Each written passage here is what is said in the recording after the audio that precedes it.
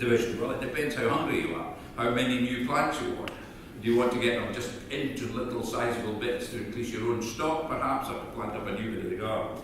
Or do you want to propagate them for another job, for somebody else?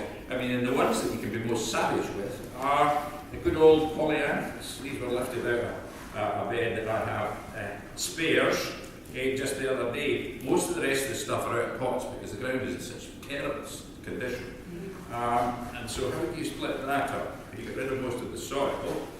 And when you think about it, the usual time for splitting polyanthus would be as soon as after the flowers. In other words, take the benefit of the flowers first, and then chop off the top like that. Savage, isn't it? Absolutely savage. But what you're doing is, of course, you're probably throwing away all the muck and rubbish and a few aphids and a bit of mildew and everything, all in that trash there. You get rid of that, and there we are. We come down and we continue to tease it out, and then, as I say, you can put that into 2 bits, or you can get it into individual crowns. As small as that. It's got a bit of good root on it, and there's a crown in there that'll start to grow. The only thing I would suggest is always to put them somewhere where you can shelter them, outdoors, planted in a nursery row, 4 or 5 inches apart. And I always remember when we did it in Beech Grove in the old days, I keep going back to the old days, George Barron always waited till he saw just the start of the growth, and then he would take a wee sprinkle of sulphate of ammonia and run it up and down the rows. And that, believe it or not, planted out in May when they're perhaps finished. By the time you come to September, there'll be lovely sized plants for bedding out again. So that's your, and that's the essence of it. There, you just pull it apart. It's got plenty nice fruit on it. You can have as many as you like, and you just keep on going. This one is going to give, this one plant is going to give me, will give me 1, 2, 3, 4, and there's a bit of old root there that can come off, you see. Just get rid of that. You see why I brought this big? And that's the biggest bit. But the fact that you maybe actually also chop off some of the roots, make it easier to plant, not matter, won't matter. There you go. Get them all the same, roughly the same size. That's polyanthus. So 1 or 2 more examples of the sorts of things that you can split up, and they make it very obvious, don't they? Here's a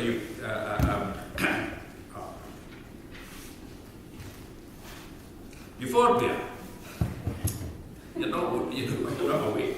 You are euphorbia. Look, you can just almost pull it apart, no problem, into bits. And as I say, big bits, little bits, like so. You need a stronger hand. For me, these would be nice size, because you plant a clump of that and it will make really quite quickly, and it will look quite. So there's a euphorbia that does the business.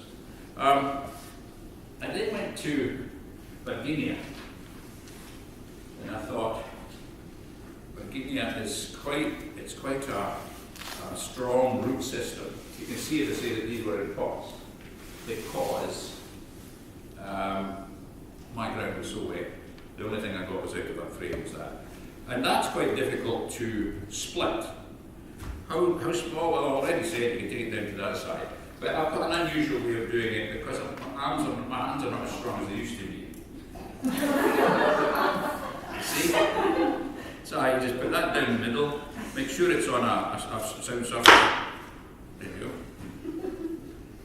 Absolutely no bother at all. And the 2 bits are not quite roughly the same. If I was really greedy, I could take that through there as well.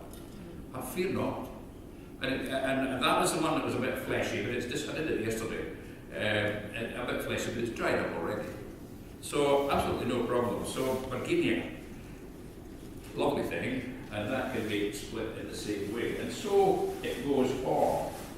I've got a little Doronicum here.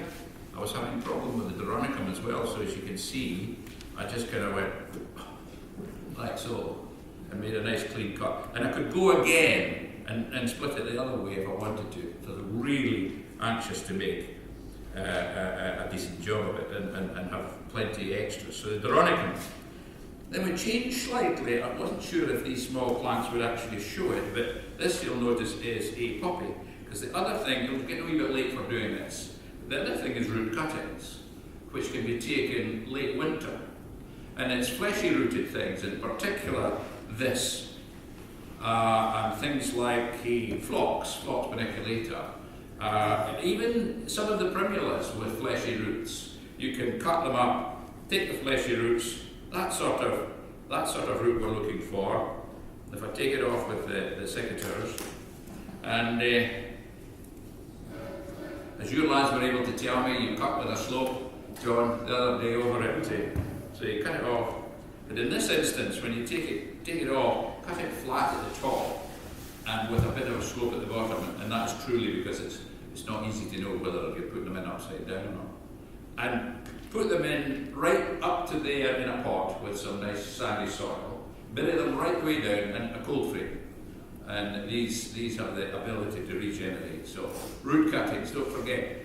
I once was doing a class and was making this point about cutting them like this and so on and so on and so forth. And phlox paniculata is slightly different because the roots are not really as stout as that. So in fact you can basically shear them off and sprinkle them on the top of a compost in a box. Cover it with some sand, grit, whatever, in the cold frame, and you'll get lots and lots of little plants. So talking about increasing your stock, you don't need to go furtively around with a knife, nick and cuttings from other people. You can do it all yourself. Now why should I have bulbs here? That's so, don't forget, root cuttings, but maybe a wee bit earlier than this, if you can get at it in this sort of weather.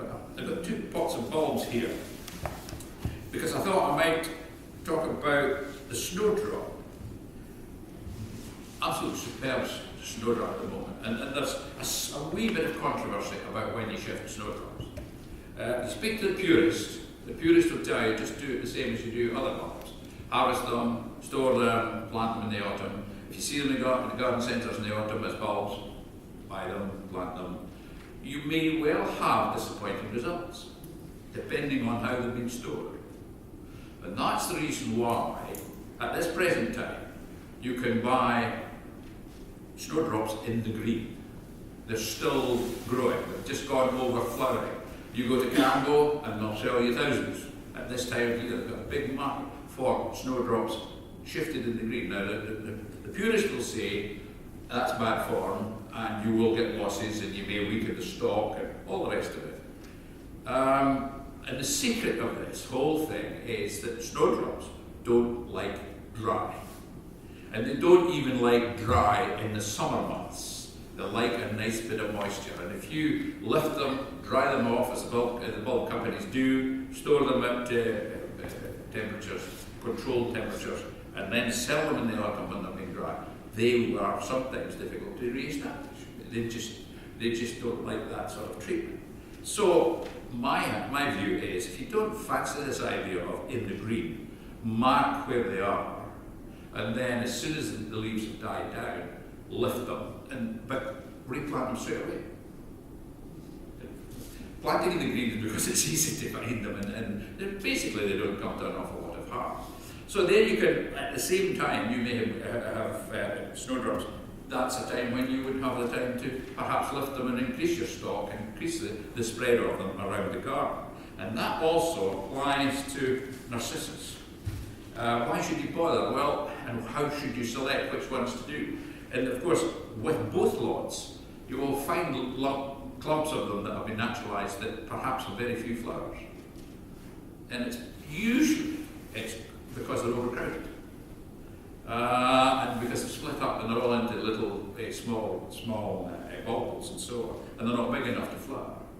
And so you would look for those that have stopped flowering and lift that clump, split it up and replant it, and you probably solve the problem. Of course there are other reasons for non-flowering, like diseases like, or pests rather, like narcissus fly, big and small, but you can find that by opening up the bulbs.